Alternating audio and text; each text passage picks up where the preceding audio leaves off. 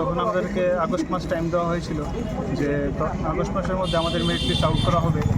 কারণ তখন কিছু প্রবলেমস টিআরবিটি জানিয়েছিল যে এনআইওসের এবং আরও কিছু কেসের নাকি কিছু প্রবলেমস আছে, কিন্তু আমরা তো এখন জানতে পারলাম যে এই কেসগুলো মোটামুটি সমাধান হয়েছে এবং আমাদের এক্সপেক্টেড আগস্ট মাসে মেরিট লিস্ট দেওয়ার কথা ছিল।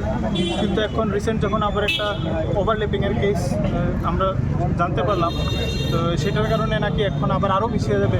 তো এইভাবে করে তো আমাদের প্রায় আজকে 1 বছর 2 বছর মানে নোটিফিকেশান থেকে শুরু করে আজ অবধি প্রায় 2 বছর কমপ্লিট হয়ে গেল এবং লাস্ট 1 ইয়ার ধরেই আমরা এরকমভাবে আন্দোলন করছি, কিন্তু কোনো তো আমাদের রিক্রুটমেন্টের কোনো কিছুই এগিয়ে যাচ্ছে না, আমাদের প্রসেস থেমে আছে।